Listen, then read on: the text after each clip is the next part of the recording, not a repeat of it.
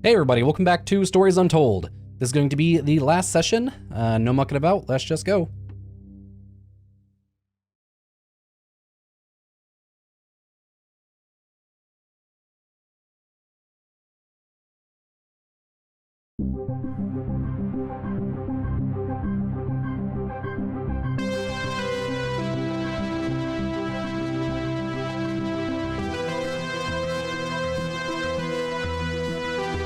I think that's enough of that for now. Oh, that kind of scared me. You're quite fond of this show, aren't you? Ah. So Stories Untold is a TV show. On that we see Okay, come on. magazine called Let's get you down to Futuro, the observation House room. Abandoned.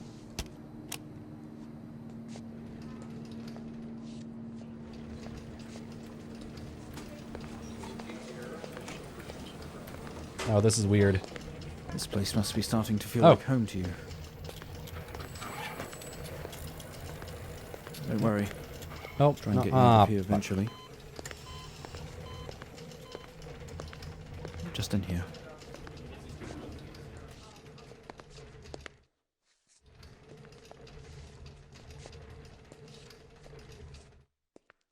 Okay, are we through in the next room? Just relax and we'll get started in a moment. Okay. Just see if I can look around. How you doing, everybody? You doing good? I'm doing good. Excited to see how this is all going to tie together. Right, Mr. Asian, now are you ready? Sure. Just hit record on the tape deck in front of you when you're ready. Okay. This is subject 12-19-86-23, new session entry. We have myself, Dr. Alexander, leading, and in a room we have our patient, Mr. James Asian. As we know, James has recently recovered from a 2-week coma following his accident. In our last 3 sessions, James's attempts to recollect events of the accident seen him merging his memory with his imagination. These episodes have always ended in panic, and we've had to terminate the session abruptly. Let's try and do this one better, James. So when you're ready, let's bring this back. I know how difficult this must be, but you can do this. James, it's time to remember. Okay. Your mind. It's like a Oh, fuck. black box. It can show you your memories. Look into it. I don't want to. It hurts. Ow, my eyeballs. Ow, my epilepsy. Oh god, no, I'm back at this. No. In your most recent episode, you recalled a false memory of a remote weather station. You were isolated from the rest of the world, locked inside your coma. Coma. We interacted with you daily, encouraging you to wake. Your family would do number puzzles with you. Anything really to bring you back. People needed answers, James. Do you remember? I have another signal here for you, James. It's at 5610 FM. You can't miss it. Ah, jeez. I really didn't want to do this part again. This was my least favorite one out of the bunch. Alright. Come on. You turn so slow. So that's kind of neat how they're tying it in together now. I didn't know how they'd do it. So now, like, I don't know, I think this is a pretty cool way to do it. Type in the numbers, James. You gotta see this. Okay. This is 20F 12 19 86 23 04. Here we go. Type in the numbers, James. Alright, you shut up. Report. Wilson Police Department road traffic accident report file. Oh, I wonder if the GCS numbers are open. Okay. Nope. Fuck me then. Okay, let's zoom in. Up here. Report of traffic accident, number of vehicles 2. Date of accident, March 20th, 1986 at 22:05. Pleasant Hill Forest Road. 20F fatal accident. Number injured 1. I think something redacted. James Asian. I'm injured. Asian something something something. 1 Wayview Drive, Pewter Bridge. City Wilson. Okay, this is all boring. Date of birth. Don't give a shit. Oh, driving a white station wagon. That's interesting. Passenger blah. No, it won't say anything about them. It doesn't say if they're injured or deceased. Okay. Charles Hennings is deceased. That's his driver's license number. 22 Greenfield Avenue, okay, City in Wilson. Date of birth. He's driving a blue sedan. Okay. Arrived on scene to discover 2 cars that had been involved in a near head-on collision. Mr. Asian found lying down outside his vehicle with head injuries. An ambulance was immediately called. His passenger was trapped in the vehicle in critical condition from wounds sustained in the collision. The driver of the blue sedan, Mr. Hennings, was found dead on arrival. It was noticed that there was a strong smell of whiskey from the driver and an empty whiskey bottle on the passenger seat. Mr. Asian was questioned on the scene. He described an oncoming blue sedan being clearly out of control, which he swerved to avoid. Mr. Asian, or Mr.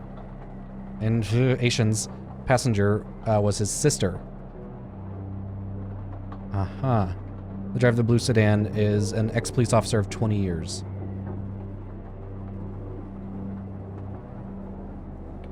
Okay. Code word reference and report. So it says line 1, so is it this? So like 2386 2386 2205.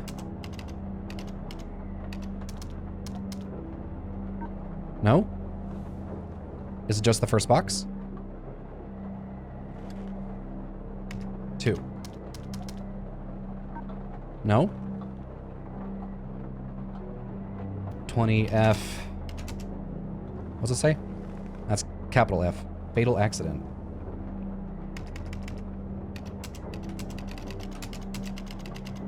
Fuck. Fuck. Accident.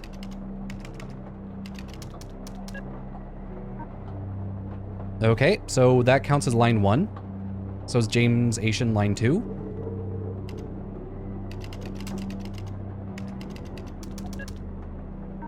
That's how you spell it? A-I-T-I-O-N? Yeah.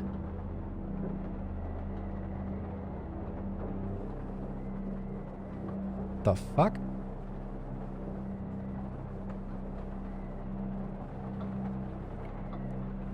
Here, let's try empty whiskey.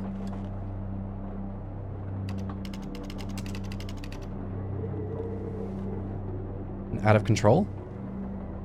Because those are the only ones that are circled. Nice. Awesome. I'm glad I'm not going to be stuck on this part very long. At least I hope not. Find the signal, James. Listen to the voices. You have to face it, James. Finally. NS1, Officer Williams from this game.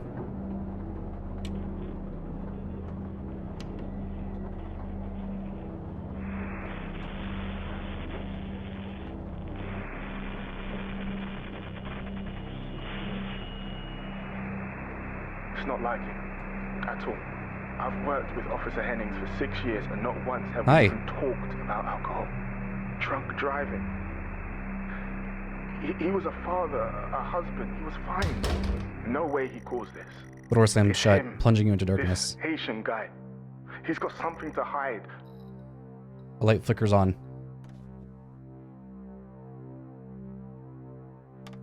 Ow. This doesn't make any sense to you. You step out into the hospital ward. Only it seems abandoned. Your vision is blurry. All of your episodes were recorded to tape. This is the 4th. Sometimes they make you watch your past sessions to see what really happened. It certainly feels like an emergency. You tense up. Something else is here. Come on, man. Don't say that.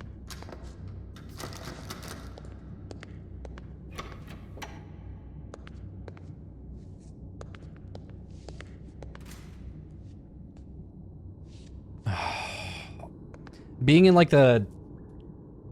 I don't know how to describe it. Like the 2D world, I guess, where like... you're just going back and forth from screen to screen to this is so jarring. Oh. Thank you. You grab the keys from the table. They weigh heavy in your hand.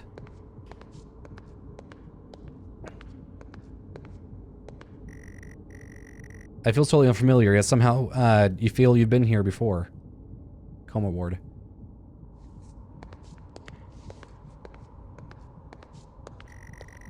You spent most waking moments in here. Futuro, the house abandoned. Fly safe to Greenland. So that says how the first and third game. Only video they have, some horror compilation. Trash. Okay. It's so meta. I love it. Here, I'm gonna see if I can get rid of the mouse cursor. 1 second. There we go. Let me also check. Oh, the waiting area is dark, but you feel a presence right behind you. Shut the fuck up. Okay. Let me check one more thing really quick.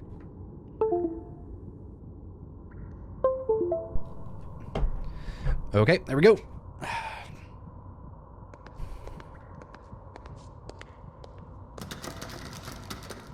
Locked.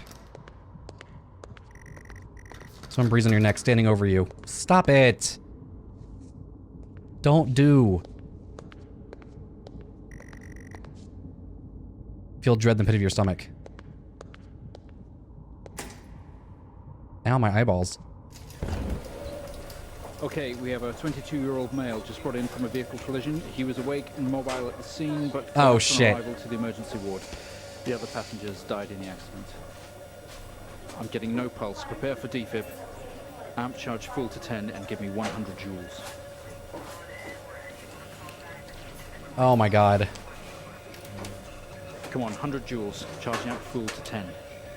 Okay, fuck me, man. So, in the second game, we were trying to revive ourselves. Come on. Fucking hold on, dude.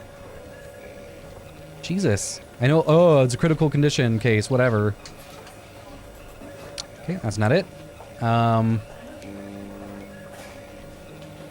the drill? That's the, yeah, that's the x-ray machine. You remember that? Okay.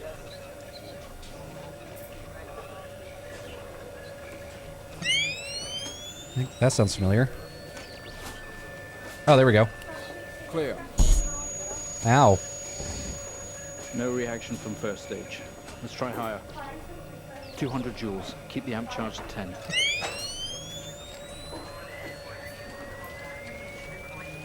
What was it? 200 joules. Thanks. Keep the charge at 10. Let's go. Boop. Clear. Ow. Okay, we have a reaction of some sort here, a weak signal. Let's keep going. Increase again. 360, charge full. Okay, here we go. This is gonna feel so good. Come on, 360, hurry. Fucking hold on, Jesus Christ.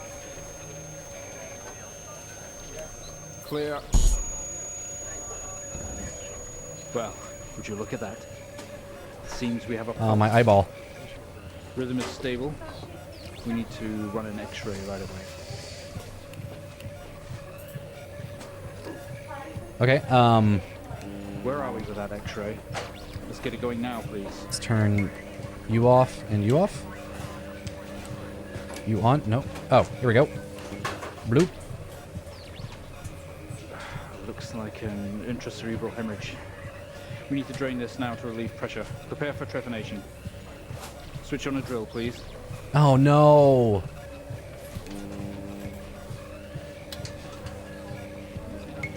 The drill, please. It's on. Do I have to go here? Mr. Asian, Oh, God. you've Oh, made God. excellent progress. You're doing great. We need you to stay calm and try to relax. Next. No, stop. We're going to attempt to alleviate some of this discomfort. Oh, my God.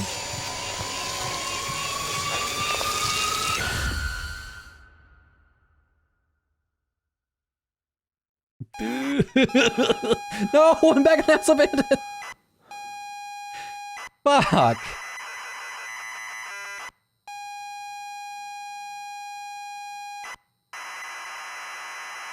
Oh my god, this is fucking awesome.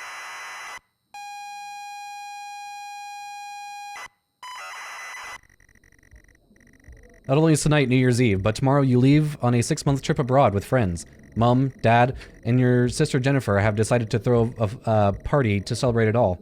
The house is full. You're in the living room, and as usual, you don't recognize a soul. Why did I do /look? The room is full of chatty strangers, mostly friends of Mom and Dad. There is a door to the hall. You push through the crowd, into the hallway. Oh, right. The hallway is as welcoming as ever. Only this time, the folks have put a great big banner up across the main hall. Half-finished drinks are abandoned on almost every horizontal surface. Stairs lead up, although the party is firmly downstairs. As much as you'd love to. Sorry, I always get burpy when I talk a lot. You promised you'd stay downstairs with the party, okay? You say the best parties are in the kitchen. It's true. The kitchen is full of people and loud. There are drinks and food on the table, and the party is in full swing. Dad has cooked a hog roast, which sits proudly on the table, although no one is eating it. It looks great. Okay. There's a utility room and writing on the wall. Also, Jen is here signaling you. Okay, Happy New Year, 1986. Another banner. Weird place to hang it. Okay. Talk to Jen. She's too far away, and the room is too loud. Okay. Go to utility room. Just as you were about to head inside the utility room, Jen places a hand on your shoulder. You hug. You're going to miss each other. You thank her for the party. She asks if you're enjoying the party. No. You tell her you're not having fun. She frowns. She tells you to enjoy it anyway, and to loosen up. She asks you to get her a drink. You pour Jen a drink, and one for yourself, too. There's never an awkward silence with you and Jennifer. She always has a question. She asks if you have everything sorted for the big trip. No. You tell her no. That, as usual, everything is last minute. Another hug. Your family has really gone out of their way to make this trip happen for you. It might be what you need to get some perspective, and maybe not be a fuck up so much. Maybe not fuck up so much. She's going to miss you. You're going to miss her. She walks away. Oh. Jen's disappeared into the crowd. You're left standing, nodding and smiling at the approving faces. There's so much to do for this move. Can't mess it up. But first, a drink. I'm pouring down another drink. Anything to move the night along. Go to the utility room? You open the door and peer in. You're never allowed in here normally. This is where Dad keeps his fine wines and whiskeys. Ceiling to floor racks, a collector, although he actually does drink them too. There's a bottle with a ribbon around it and a card. You pick up the whiskey and the card. It's your dad's handwriting. Son, we're so proud of you and everything you've achieved. You've earned this. It's a bottle of 25-year-old double malt You shouldn't really, but you have to try it. With your whiskey in hand, you take in the room about you. There must be hundreds, no thousands of pounds worth of drink in here. You really must thank your dad for the whiskey. You take a swig. It's probably the best and strongest you've ever tasted. Ever. Just, wow. Okay. You head back into the kitchen, clutching your new best friend. Okay. You stumble out of the utility room and back into the kitchen. That's one strong whiskey. You take another swig and give the thumbs up to your dad across the room. He nods and winks. You go back out to the hallway. A few bumps and laughs on the way through, and you make it to the hall. Okay, sorry, can't read. You stop dead in your tracks. It's Jen, covered in blood. She's staring straight at you. No one else notices. The blood is dripping down her face. It's mixing with tears. I'm sorry, I don't understand. Sorry, I don't understand. What the fuck? Sorry, I don't understand.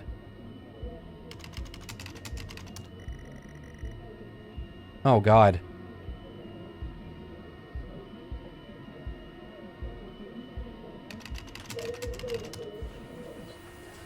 I'm sorry, I don't understand. We tried our best, Mrs. Asian, but her injuries were too severe. No, I don't understand. I was just talking to her. I'm afraid Jennifer passed away before we could get to her in surgery. We did the best we could. I'm so sorry. Where is she? Let me see her. Please, Mrs. Asian, take a seat. I don't want to take a seat. Let me talk to her. Now. I'll arrange for you to see her. In the meantime, James is in recovery. He's stable for now. I don't want to see him.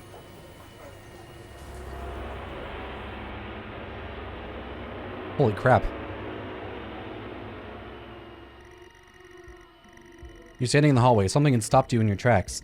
While searching your mind, your sister interrupts. She waves her hand in front of you and asks if you can drive her home. You still feel out of sorts, but those words echo.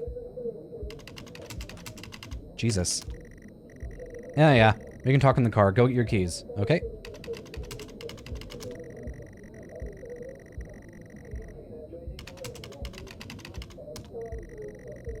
You'd love to call it night, but Jen is waiting patiently. Okay, let's go find the keys. You're sure your keys are in the living room. Living room has a much more relaxed atmosphere compared to the kitchen. Various guests are sat on the chairs having civilized conversations. There's a coffee table in the middle of the room. Your mom is pouring... Okay. The coffee table in a drinks cabinet. One of the chairs is overflowing with jackets and coats. You search through all the jackets and coats until you find yours. Aha! Car keys in your pocket. Or in the pocket. You grab both. Okay. Keys in hand, you head back into the hall. Jen thanks you for helping her out. She has work in the morning and no one is in any fit state to drive. You can handle it though. You know the road, like the back of your hand, don't you? I'm sorry, I don't understand. Okay, fine. Leave. You open the front door and walk out into the freezing night. The cold air hits you.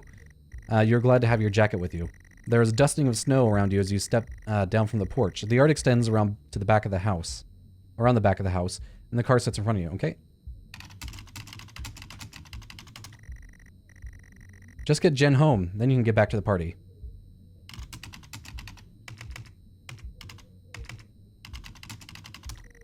She sighs and comically taps her foot, or taps her feet. Apart from the little light escaping from the party indoors in the yard is pitch black. You used to love stargazing here. You stumble around the darkness looking for the perfect spot to take in the majesty of the night sky. You gaze up at the night sky.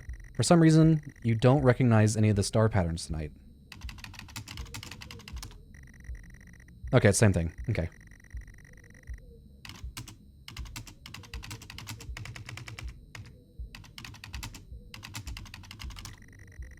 Jennifer looks relieved as you head back around the front of the house. The cold air hits you. Okay, okay. That's why the door closed, because it replayed the front door sound. Okay,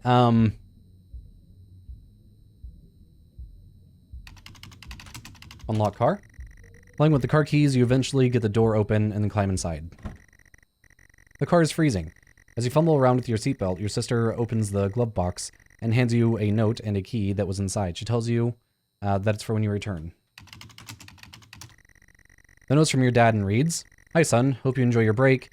You'll need to fire up the generator around back to get power on, or get power and lights on. Also, found something in the attic for you. It's in your room. Enjoy."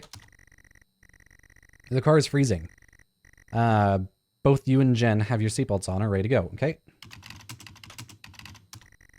You try to turn on the ignition with sheer willpower, despite holding keys in your hand. Shut up. What a dick. Takes a number of attempts, but you eventually get slot the key into the ignition. The usual, steering wheel, handbrake, ignition. You turn the key in the ignition, and the car roars to life. You very hesitantly release the handbrake. You put the car in the gear and pull out in the driveway. Pull out the driveway like the first time driver. Ah, fuck. I am driving very drunk on the road towards the town where your sister stays. Jen started dozing off as soon as the journey got going. This shouldn't take long. You come to a junction. Is it left or right? You can't remember.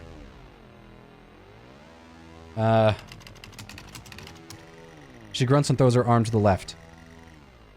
It's left. Of course it's left. You turn the car left at the junction and accelerate off. Confident that you are on the right road now, you loosen up and put your foot down on the accelerator. You feel powerful as the engine roars at your command. Jen sits up in her chair and clutches your arm. She asks you to slow down. That's not what really happened, though, is it? You're all over the place, James. Pull over. Jen is hitting your arm and yelling at you. Crazy sister. Strange, there's a set of headlights coming directly at you, but really slow, like slow motion. You try to react, but your body isn't responding. There's nothing you can do to stop this. There's no way to control it. The lights merge with your car. The outside joins the inside. The whole world around you begins to scream. James! Holy shit. It was at this very moment, wasn't it, James? The moment you lost it all. Your sister, your parents, yourself. And then you made it worse. Go on. Show us what you did. Holy shit. Oh, hi. I don't like you. Please go away. You wake up in the car. Your world is upside down. Your seatbelt struggles against the gravity, trying to hold you in your seat. An impact into another car has torn a hole in the chassis. Poisonous fumes spill into your car from the engine. You're in grave danger. You have to get out of here, okay? You release yourself from the seat. Gravity takes over as you slump to the roof of the car. The car is broken beyond repair. The windows are smashed and the wreckage is all around you. You're both wearing seatbelts. She's alive, but she's been hurt bad. She's trapped in the wreckage, okay?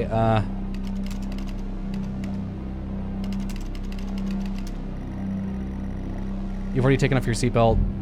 It saved your life. Help Jen. You can't do anything for her right now. You need to help yourself now, okay? You squeeze through the wreckage and fall to your knees on the ground next to your vehicle. Every breath brings pain to your chest. Your head is throbbing. A blue car is smashed into the passenger side of your car. Oh no. Your life cannot be ruined by this. You're standing holding your whiskey and your dad's note, and flashing lights are approaching in a distance.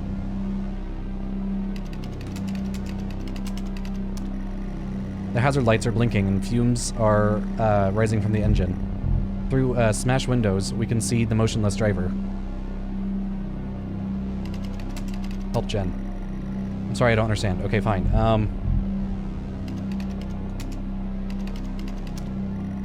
He's dead, James. He can't be helped. It might still be able to help you. Oh my god, we're gonna frame him for the fucking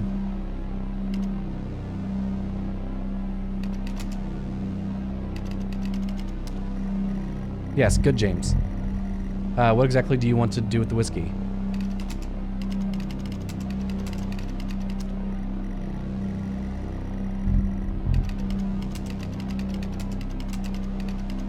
Pour whiskey on driver. The lights approaching closer, you begin to hear the shrill of their sirens. You simply cannot go to jail for this. You clean the bottle and remove your connection with the whiskey. You then very deliberately spill the remainder of the bottle's contents onto the driver, and you toss the incriminating evidence onto the passenger's or his passenger seat. Circle flashing lights surround you. Illuminating the crash site in the darkness behind them. An army of people all staring. One figure steps out, a silhouette, and walk towards you. Okay, the red and blue flashing lights are causing the pain in your head to be all more severe. Look at lights. You see visions of your sister as you look into the pulsating lights. The silhouette is a police officer in a uniform. He beckons you to approach him. Go to... Officer? As you approach the man, the pulsating lights around you get dimmer and dimmer, while the pain in your head increases. I know you... You fall to the ground, okay? I know you're tearing yourself apart over it, but no matter what you keep telling yourself, you have to listen to me. That accident, that poor man, me. You have to remember. It was all your fault. I know what you did. How you left me there to protect yourself. Planting evidence on some poor man. You went headfirst into that officer and you wrecked all of our lives. And you couldn't even take responsibility. You did the right thing for you and no one else. Save yourself. I clicked out. Only it was wrong, wasn't it? Look at you now. Utterly consumed by it. Holy shit. This looks awesome.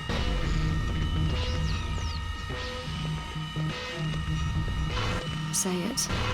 Tell them. Do I have to? Listen to yourself. You turn your lights down? It has to end, James. Okay. There's no chair for me to click on. Do you not understand? What do? This episode you're having must come to an end. Oh, there we go. Well, I think we've made progress today, Mr. Asian. I guess we should tell the police what you've told us. Although I don't suspect they'll take you anywhere. I think you'll be with us for quite some time. Come on, let's get you back to your shows. I'll see you tomorrow. Oh my god.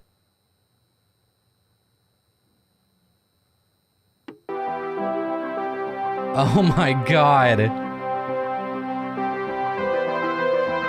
Holy shit, that was so good.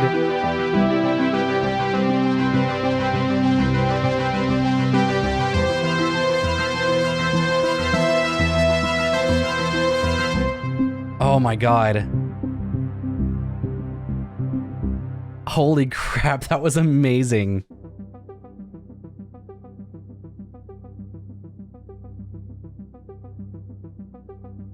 Oh, I'm blown away. Holy shit. Oh my god. All right. All right, that has to be one of the best. Oh, NS1 was... Yeah, Officer William guy. Yeah, I already talked about that. All right, oh, fuck.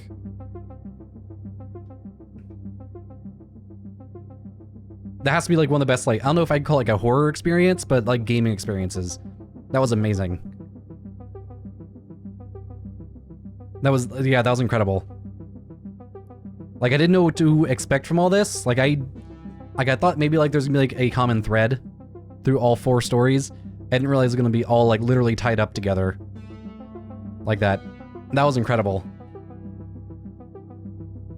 I got a little confused on the third, not I guess the weather station one again, because I don't know, I just don't like that style of puzzle, I guess, because I'm just terrible at it. But for the most part, I thought that was amazing. I like how they use segments from each game to tie it all in together. That was super cool. Yeah, that was a very rewarding experience. And now the backgrounds change. Centrivid? James Asian, sessions 1 through 4. That's amazing. That was super good. So let me know what you guys thought. I thought that was amazing. I'm really glad that I finally put this on my channel. I wish I would have done it sooner. I know everybody kept telling me this game's amazing, I should play it. I was just like, maybe someday. I'm glad I finally did it though. Because goddamn, that was so good. Alright, well thanks for watching everybody, hope you enjoyed. I'll see you guys later. Bye!